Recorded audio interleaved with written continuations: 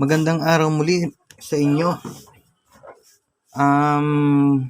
Sagutan na natin itong learning task number 3 para sa inyong week 1 at nang kayo makapag-submit na ng inyong mga answer sheet ng inyong module.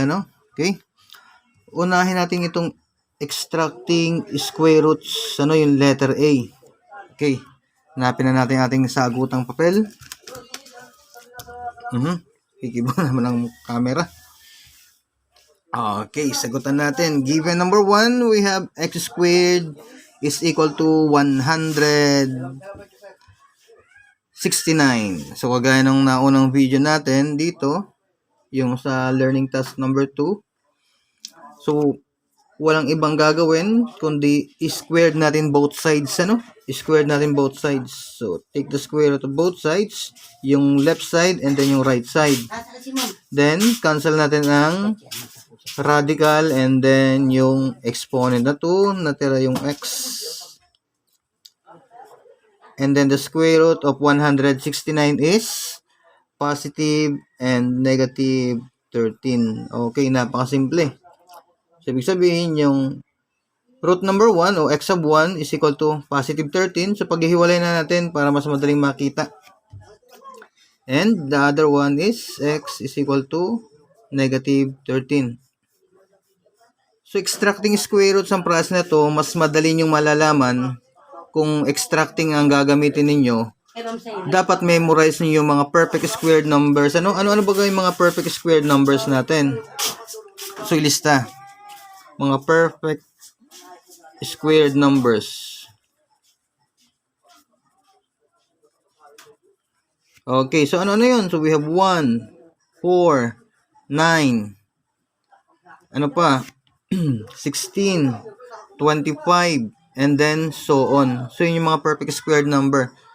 So, yung sa mga hindi pa nakakaalam yung mga gantong numero, ito yung 1 times 1, 2 times 2, 3 times 3, 4 times 4, and 5 times 5, and then so on. So, yan yung mga perfect squared numbers. Okay. Halimbawa, number 2 sa ating sagutan. Makikita natin yung 9, which is the numerical coefficient of the quadratic term, and then 25, which is the constant term. So, parehas perfect squared number siya. Na ito, 9 and 25. So, walang ibang gagawin kundi extract na natin. Okay? Take the square root of both sides. So, cancel ang radical. And then, ito ay 3 squared yan. Kaya makakancel yung yung square niya. So, yan ay 3 squared is 9. So, makakancel yung exponent na 2. And then, dito yung exponent na 2 cancel din. So, matitira sa atin ay yung 3. And then, matitira yung b. And then, the other side, square root of 25 is positive and negative 5. Okay? And then, hiwalay natin. We have 3b is equal to positive 5. Then, the other one, kukulangin tayo ng space dito. Erase mo natin itong number 3. And then, the other one is 3b, yung negative 5 naman. Kaya nga, dalawa yung roots quadratic. So, dalawa yung roots na makukuha natin. And then, ito ay may kasamang numerical coefficient. Paano ma-eliminate o paano matanggal at matitira yung b? I-divide natin both sides by 3. Dinivide na. And 3 divided by 3 is 1. Ilalagay ko ba yung 1? Hindi na. Kasi na imaginary na lang. So, b is equal to 5 over 3. Okay? Ang value natin ng b sub 1, lagyan natin ng sub 1 para sabihin na siya yung first root na nakuha natin. Then the other one, ganun din, divide both sides by 3. And then, again, 3 divided by 3. So, that is 1. So, may imaginary. B is equal to negative 5 over 3. So, yung sub 2 natin, yung ikalawang roots. Okay? And then, so, na ito yung roots natin. Lagyan natin ng box para sa final answer. Okay, next. Wala yun? Yung 3. Okay, sulat natin yung 3. Dito natin. Number 3. Dito. Okay. So, ang given natin sa number 3 ay limot ko na. We have 3y minus 1 quantity squared is equal to 0. Okay. So, paano pag ganito yung given natin? So, mas madali ito. Bakit? So, square, itong left side ay square. So, ibig sabihin siya na yung quadratic term. So, dito ay 0. So, mas madali nating ma-eliminate. Okay, paano? So, take the square root of both sides. Oh. Then, cancel yung radical, cancel yung exponent. So, natira sa atin yung nasa loob mismo. 3y minus 1 is equal to, and then the square root of 0 is 0. Ano? Yung nabanggit ko sa inyo nung mga nakaraang video, bakit naging hindi natin tinuloy kasi imaginary, yun ay pag ang index niya ay 2, ito kasi ay imaginary to, ito square root, tapos yung radicand niya ay negative, so yun, nagiging imaginary siya. Ano? And then sa higher math, pag makakasadsad pa kayo, yung let me see, bigyan ko kayo ng idea. Let me see, square root of negative, let me say 2. Okay, so ang value niyan ay square root of 2i squared. I stands for imaginary. And then, ang magiging kalalabasan niyan, ang may ilabas ko lang ay yung i. Sorry. Wala sa hagip ng camera. So, ulitin ko. So, negative 2. So, yan ay magiging negative square root of 2i squared. Yung i stands for imaginary. And then, ang may ilabas ko lang ay yung i kasi siya yung may squared. Matitira sa loob yung 2. So, that will be i square root of 2. So, yun yung value nito.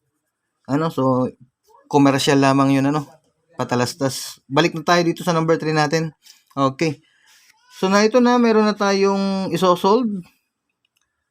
So, 3y is equal to, ililipat ko yung negative 1 sa kabila. So, that will be positive 1. Ang kukuhain ko lang ay yung y, yung variable, divide both sides by 3. Kung ano yung kasama nung variable na number o constant, siya yung i-divide, both sides. Kung anong ginawa sa kaliwa, siyang gagawin sa kanan. Okay, 3 divided by 3. So, 1. So, matira y is equal to 1/3. Okay. Ay, sir, nasan dyan ngayon yung di ba dapat ang makukuha natin yan ay 2. Ang roots, nasan niya kaya yung isa? Paano natin makukuha yung isa? Nasan kaya yung isa natin dyan? Ano kaya ang kalalabasan? Bakit iisa ang ating nakuha? Y sub 1 lang yan. Nasan yung isang roots? Okay? Paliwanag natin kung saan kung paano makukuha yung isang roots. Okay? So, buhat dito sa given, 3y minus 1 quantity squared is equal to 0. E-expand kaya natin. Expand natin para malaman nyo, para makita nyo kung nasan. Iisa kasi yung nakuha natin So, 3y squared is 9y squared, and then ito ay twice the product. 3 times negative 1 is negative 3 times 2, negative 6y, and then negative 1 times 1 is positive 1 is equal to 0. So, ito yung expanded nitong binomial na ito. Expanded square of binomial. So, kalalabasan natin ay isang trinomial. And then, isosolve natin yan. Paano isosolve? Babalik ulit tayo dito. Bakit? Kasi factoring. Doon papasok yung ating factoring. So, that will be 3y minus 1, 3y minus 1. So, pinakita ko lang sa inyo na in-extend, pero buhat dito, kayang-kaya nyo nang kopyahin lamang ito. Kasi dalawang 3y minus 1, dalawang 3y minus 1. Inasolve na natin yung 3y minus 1. So, ibig sabihin, ano ang value ngayon ng y sub 2? Okay, ang value ng y sub 2, maski hindi na natin solve, is again a positive 1/3. So, buhat dito, tingnan natin dito sa in-extract natin ito, we have 3y minus 1 is equal to 0. Then, the other factor is 3y minus 1 is equal to 0. And then, solve for 3y is equal to 1. Divide both sides by 3. So, y is equal to 1/3. Then, sa kabila, gayon din. Ang solution, 3y is equal to 1, divide both sides by 3, and y is equal to 1/3. Okay? Kaya yung y sub 1 and y sub 2, na ito na, yung dalawang factors. Baka kasi ang sabihin nyo, yung isang roots, ang value ay 0. Kasi 0 na ano. So, hindi po. Makikita nyo kasi yan ay na dalawa. So, makikita nyo, dalawa ito. Dalawa, and extend ko lang para makita nyo yung extended form na trinomial, and then pinactoring uli.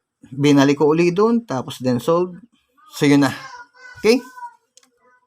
Okay, next, number 4 tayo. Medyo nalito ba sa number 3? So, nagpaikot-ikot si sir. Okay, so dito makikita ulit natin na naka-squared itong left side, and then itong 16 is a perfect squared number. Kaya take the square root of both sides. Mali. Take the square root of both sides. Okay, cancel radical, cancel exponent. Natira yung x minus 2. Then the square root of 16 is positive, negative 4. Okay. And then, ihiwalay natin, x minus 2 is equal to yung positive 4. And then, x minus 2 is equal to yung negative 4 naman. Ano?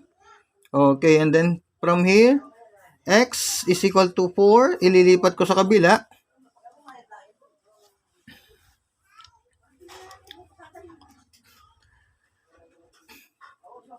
So, ililipat ko sa kabila yung negative 2 magiging positive 2. And then, x is equal to 4 plus 2 is 6. So, okay, ito yung root number 1 natin. And then, the other one, x is equal to negative 4. Ililipat ko sa kabila, plus 2. Then, x sub 2 natin, negative 4 plus 2. Again, mas malaki yung negative kaysa sa positive. So, may utang akong 4. Pero may dalawa ako. So, binayaran ko, may natira akong 2 utang. Okay? So, again, dalawa yung nakuha natin na roots. Punta na tayo dito sa, kaya ito, mahaba-haba para ang solution nito Number 5. Okay. So, makikita ninyo yung given. So, may squared nga siya, kaya lang meron siyang sa labas na constant, and then makikita nyo yung constant pa nating isa ay wala pa sa kabila. Kahit ilipat muna natin. So, we have 2 times t, the quantity of t minus 3 quantity squared is equal, ililipat ko, so magiging siyang 72. So, makikita nyo rin, o no-notice nyo agad, na ang 72 ay hindi siya perfect squared number. And then yung 2 ay hindi perfect squared number. Pero makikita nyo rin na sila ay parehas na even numbers. Ano kaya i-divide natin both sides by 2? And 2 divided by 2 is 1. So kung yun ay 1, isusulat ko na lang itong natira. Kasi parang na-cancel lang siya. T minus 3 quantity squared is equal to, and 72 divided by 2 is 36. And then, nag-arrive na tayo. 36 is a perfect squared number. Okay, perfect na parehas yung both sides. Take the square root. Extract na natin ang roots. Cancel, cancel. So, t minus 3 is equal to positive, negative. Square root of 36 is 6. Okay, and then meron na. Ihiwalay na uli natin. T minus 3 is equal to 6. Then the other one, t minus 3 is equal to negative 6 naman. Then, t is equal to 6. Ililipat ko sa kabila, magiging positive. And t sub 1 is equal to, bakit 9? Sorry. So, ililipat sa kabila, magiging positive 3. Yun pala ang 9, yung final answer. So, the first root is positive 9. So, 6 plus 3 is 9. Then, the other one, t is equal to negative 6. Ililipat sa kabila, magiging positive 3. So, t sub 2, yung second root natin, mas malaki na naman yung negative kaysa positive. So, negative 6 plus 3 is negative 3. And that will be the final answer. Okay. So, tapos na natin tong extracting square roots. Subscribe na lang sa aking channel. So, Sir Inoy, ang aking channel sa Facebook page naman, edi Adonis Inoy mismo. So, yung mga susunod na videos ay kasunod na. Ano?